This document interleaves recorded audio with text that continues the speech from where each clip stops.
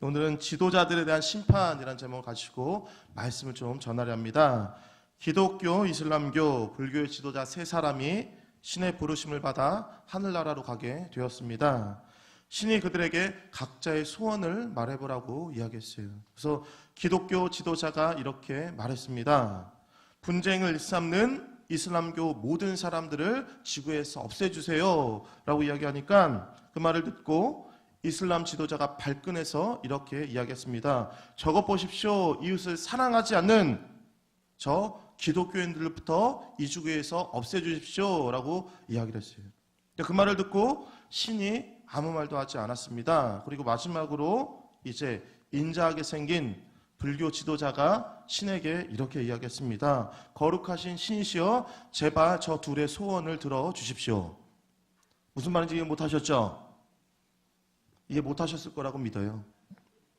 자, 지도자들이 이렇게 악하고 자신만 생각하면 됩니까? 안 됩니까? 안 되죠. 어느 공동체든 어느 사회든 어느 국가든 지도자가 무엇보다 중요합니다. 이제 오늘 본문 말씀 보세요. 오늘 본문 말씀을 보시면 한 나라를 떠받드는 종교 지도자 그리고 국가 지도자, 이 지도자들이 부패하고 죄악을 일삼아 하나님의 심판을 받을 것이다. 그 지도자들에 대한 하나님의 심판의 선언이 우리가 읽은 본문 말씀의 주된 내용입니다. 오늘 이 시간에는 타락한 지도자들에게 내려진 심판의 내용을 알아보면서 우리의 삶을 좀 점검해보고 우리가 어떻게 살아야 되는지를 알아보는 이 새벽이 되었으면 좋겠습니다. 첫 번째는요, 우리는 어떻게 살아야 되냐면 정의를 실현해야 된다는 거예요. 오늘 본문 말씀을 시작하며 미가 선지자는 가장 처음으로 말한 내용이 무엇이냐면 지도자들이 정의를 상실했다는 거예요.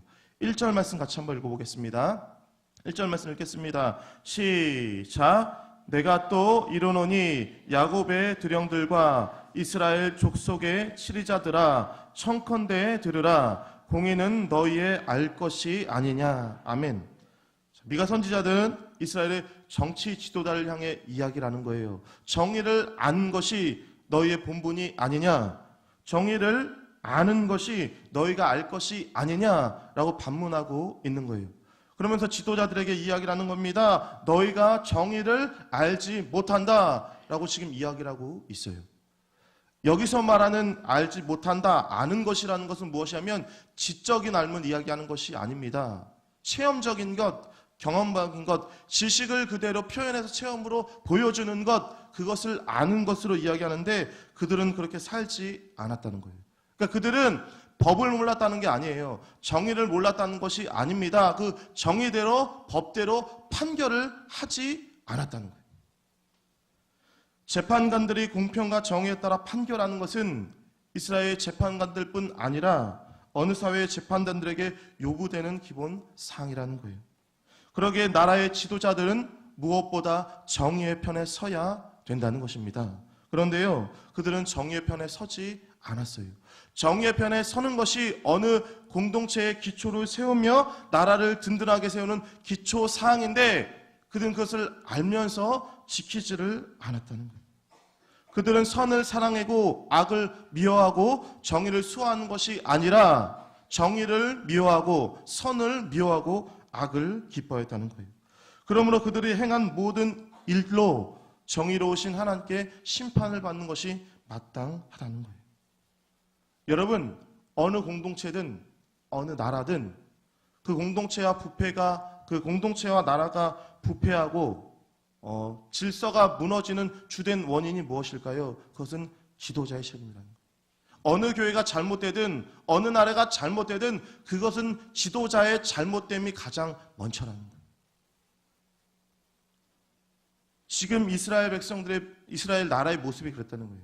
지도자들이 정의를 행하지 않았고 불의를 자행하였고 그래서 나라가 부패하고 사회가 어지럽게 되었다는 거예요. 그럼 여러분, 이제 질문입니다. 여러분, 정의라는 게 뭐예요? 여러분, 지도자들, 교회로 말하면 우리는 다 이제 영적 지도자들인데 저도 지도자들이고 여러분도 지도자들인데 가정의 지도자고 목자로서의 교회의 지도자들인데 그래서 당연히 정의를 행해야 되는데 정의라는 게 뭐예요? 정의라는 게 뭡니까? 교회에서 말하는 정의가 뭘까요? 성경에서 말하는 정의가 뭘까요? 여러분, 정의를 행하는 것을 한마디로 이야기하면 그게 무엇이냐면 말씀대로 사는 거예요. 그게 정의입니다. 다른 게 정의가 아니에요. 여러분, 정의라는 단어는 심판, 재판, 법령 등을 이야기하는 법률적인 용어입니다. 만약 판사가 재판을 할 때 법대로 하는 것이 아니라 학연과 지연대로 재판을 하면 그게 정의입니까? 아니죠.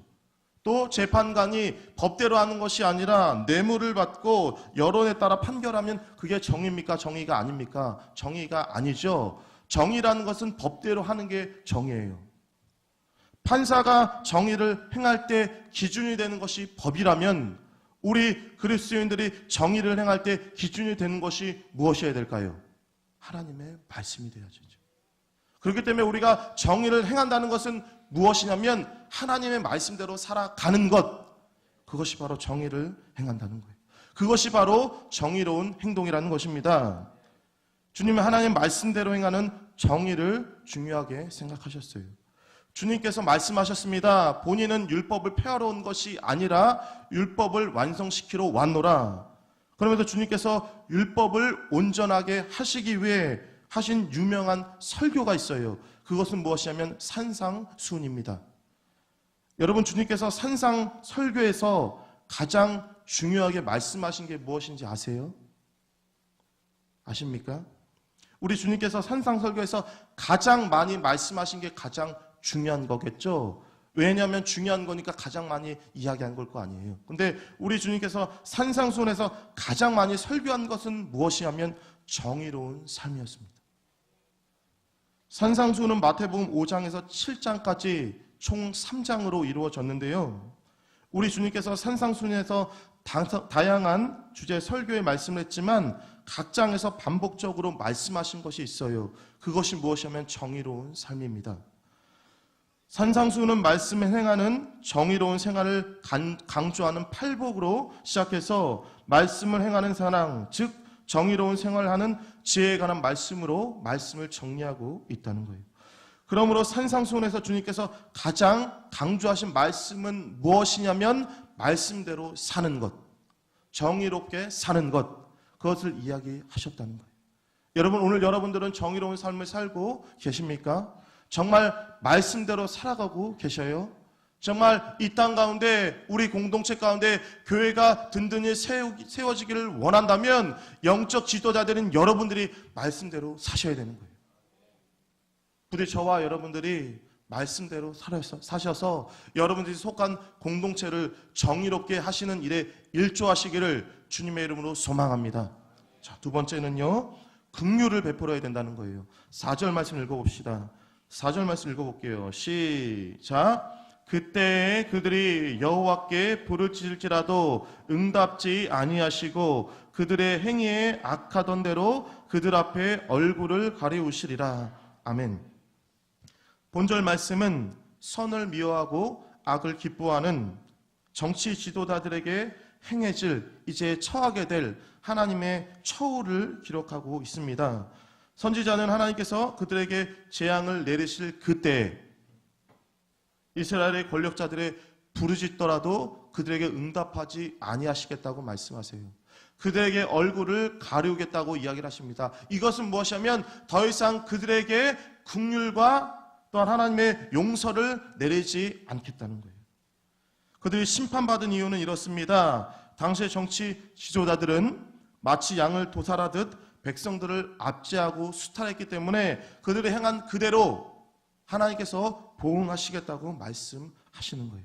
여러분, 오늘 이 말씀을 통해 우리가 깨닫는 중요한 사실은 무엇이냐면 우리가 행한 대로 하나님께서 갚아주시겠다는 거예요. 그러니까 우리가 타인을 긍휼하게 생각하지 않고 그들을 압제하고 그들을 미워하고 그들에게 악한 행위를 일삼는다면 하나님께서 우리가 한 그대로 우리에게 보응하시고 우리에게 심판을 내리시겠다는 거예요. 근데 이것을 좀 역으로 생각하면 만약 우리가 우리의 주변의 사람들에게 긍휼을 베풀고 그들을 용서하고 그들을 사랑해주고 그들에게 나음과 도움의 손길로 나아간다면 우리에게 심판의 때가 임할 때 하나님께서 우리를 어떻게 해주시겠다는 거예요? 우리를 건져내 주시겠다는 거예요. 그렇기 때문에 우리는 어떤 삶을 살아야 되냐면 주변 사람들에게 긍휼을 베풀고 그들을 도와주고 그들을 용서하는 삶을 살아야 되는 거예요. 왜냐하면 우리에게도 그렇게 살아갈 그때에 하나님께서 우리가 행한 대로 우리를 보호해주고 우리를 불쌍히 여겨주셔서 우리를 긍휼해 주실 수 있기 때문이라는 거예요. 여러분, 오늘 여러분은 어떤 삶을 살아가고 계세요? 여러분, 오늘 여러분이 살아가는 그대로 하나님께서 여러분의 삶 가운데 갚아주실 거라는 거예요. 여러분, 이 말씀이 여러분들에게 두려움으로 다가오세요? 아니면 여러분들에게 기쁨으로 다가오세요? 정말 여러분들이 주변에 악을 일삼고 저들을 도와주지 않고 저들을 사랑하지 않았다면 너가 행한 대로 그대로 갚아주겠다, 이 말씀이 두려움으로 다가오실 거예요.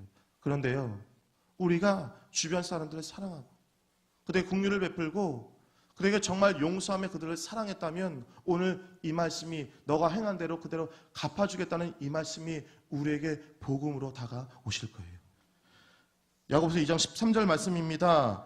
긍휼을 행하지 아니하는 자에게는 긍휼 없는 심판이 있으리라. 긍휼은 심판을 이기고 자랑하느니라. 여러분, 하나님은 오늘도 여러분들의 모든 것을 보고 계십니다. 여러분의 모든 것을 알고 계세요. 또 그에 상응하는 상과 벌을 내리실 것입니다. 그렇기 때문에 우리가 타인에게 긍휼을 행할 줄 모르고 자기 이익만 일삼며 사람을 목적이 아니라 수단으로 생각하며 살아간다면 우리의 삶에 심판이 임할 거예요. 그런데요, 우리가 타인에게 긍휼을 행하고 자비와 관용으로 그들에게 대한다면 우리의 삶에 심판이 임할 때 하나님께서 우리를 긍휼하실 것이고 우리를 구원하실 거고 우리를 구원의 자리에 있게 하실 것입니다. 부디 저와 여러분들이요, 이 말씀을 기억하시고 주변 사람들을 긍휼하게 여기시고요, 용서하셔서 여러분의 삶의 심판의 때가 임할 때 하나님의 구원을 경험할 수 있기를 주님의 이름으로 축복합니다. 하나만 더 볼게요. 마지막으로는요, 회개의 기회를 놓치지 말자는 거예요. 자, 12절 말씀 같이 한번 읽어봅시다. 12절 말씀 읽겠습니다. 시작. 그러므로 너희로 인하여 시온은 밭같이 갈물 당하고 예루살렘은 무더기가 되고 성전에 사는 숲을 높은 곳과 같게 되리라. 아멘. 자, 이 본절 말씀은 이제 남유다 왕국의 수도인 예루살렘에 하나님의 심판이 임할 것이다 라는 이야기를 하고 있어요. 당시 유다의 지도자들은 건축가들이었습니다. 그래서 그들은 미가 시대에 예루살렘 성전을 더욱더 아름답고 더욱더 멋있게 꾸미고 가꾸고 만들었어요. 그런데 그들이 예루살렘 성전을 꾸미고 그들이 가꾸는 모든 것들이 피와 죄악으로 얼룩졌다는 거예요. 그렇기 때문에 하나님께서 이 예루살렘 성전을 파괴할 것이다 라는 선언을 하고 계시는 거예요. 근데 이 선언이 당시에 히스기야 시대에 주어졌거든요. 그때 주어졌는데 당시에 이 예루살렘이 아수르의 사네립의 공격을 당해서 거의 예루살렘 성이 파괴 직전까지 이르렀어요. 그런데요, 당시에 예루살렘 성이 파괴되지는 않았다는 거예요. 근데 하나님께서 히스기야 시대에 예루살렘 성이 파괴될 거다라고 이야기하는데 하나님께서 파괴하고 파멸시키지는 않았고 거의 파괴 직전까지만 몰아갔어요. 그럼 왜 그랬을까요? 왜 그랬을까요? 파괴시키지 않은 이유가 있어요. 그것은 무엇이냐면 당시에 그 말씀을 들은 히스기야 왕과 이스라엘 백성들이 회개했기 때문에 하나님께서 뜻을 돌이켜서 예루살렘 성을 파멸시키지는 않았다는 거예요. 여러분, 이 말씀이 주고자 하는 것은 그것입니다. 여러분, 우리는 회개의 기회가 주어졌을 때 그것을 놓치지 말아야 된다는 거예요. 미가 선지자가 히스기야의 왕을 비롯해 이스라엘 백성들에게 너희가 거룩하게 여기는 예루살렘 성이 파괴될 거다라고 이야기를 할 때 그들은 충격적이었을 거예요. 왜냐하면 그들은 하나님이 택하신 거룩한 민족이었고 하나님께 거룩한 예배를 드리는 이 성전이 지금으로 말하면 우리 교회가 우리가 예배를 정말 잘 드리고 신앙생활 잘하는데 누군가 와서 우리 우이제일교회가 망할 것이다, 무너질 것이다 라고 이야기하면 여러분들은 무슨 생각 같겠어요? 저거 잡아 죽여야지 라고 생각하지 않겠어요? 그 당시에 거룩한 민족인 그들과 거룩한 하나님의 성전이 파멸될 것이다 라고 이야기하는 것은 하나님을 모독하는 행동이었어요. 그래서 그들이 완악했다면 저 미가 선지자를 돌로 쳐 죽일 수도 있었지만 그들은 그렇게 하지 않았어요. 그들은 그 심판의 메시지가 떨어질 때 하나님께 회개했습니다. 그렇게 했을 때 하나님께서 그들을 살려주셨다는 거예요. 그래서 이것을 예레미야 26장 18절 19절에는 이렇게 증언합니다. 읽어드립니다. 유다 왕 히스기야 시대에 모레셋 사람 미가와 유다 모든 백성에게 예언하여 가로되 만군의 여호와께서 이같이 말씀하시기를 시온은 밭같이 경잡을 당하며 예루살렘은 무더기가 되며 이전에 사는 수풀의 높은 곳들같이 되리라 하였으나 유다 왕 히스기야와 모든 유다가 그를 죽였느냐? 히스기야가 여호와를 두려워하여 여호와께 간구하매 여호와께서 그들에게 선포한 재앙을 대하여 뜻을 돌이키지 아니하셨느냐? 우리가 이같이 하면 우리 생명을 스스로 크게 해야 하는 일이리라. 뭐라고 이야기하는 거예요? 회개하니까 하나님께서 뜻을 돌이키셨다는 거예요. 여러분 오늘 이번 우리 특별 새벽 예배 때 선지서를 보죠. 그럼 이 말씀과 가장 관련 있는 게 뭘까요? 요나서라는 거예요. 요나서. 요나가 심판의 메시지를 선포할 때 니네 백성들이 금식하며 회개하니까 하나님께서 어떻게 하셨어요? 뜻을 돌이키셨죠. 그래서 그들에게 구원의 역사를 이루게 하셨다는 거예요. 여러분 그렇기 때문에 우리가 죄를 범할 때마다 가장 먼저 하셔야 될 일은 무엇이냐면 회개하셔야 된다. 여러분 가장 늦은 회개라는 것은 없습니다. 회개를 안 하는 게 문제라는 거예요. 설령 하나님의 심판의 메시지가 선포되었더라도 우리가 회개한다면 하나님께서 뜻을 돌이킬 수 있다는 거예요. 여러분 죄인이 멸망하는 것, 죄인이 심판을 받는 것은요 그들이 멸망할 자로 선택돼서 그런 것이 아닙니다. 그들이 회개를 하지 않았기 때문에 하나님의 심판받고 멸망받았다는 거예요. 여러분 구원의 기회가 있음에도 불구하고 마음이 강팍하여 회개하지 않고 회개를 거부했기 때문에 심판을 받게 되었다는 거예요. 에스겔서 18장 30절 말씀입니다.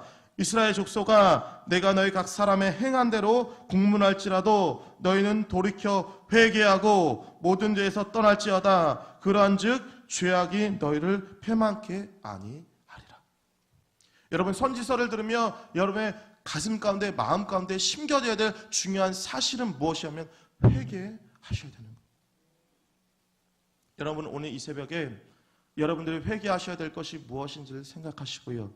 하나님의 심판이 임하기 전에 회개하셔서 심판이 아니라 구원을 경험할 수 있는 저와 여러분들에게 주님의 이름으로 축원합니다.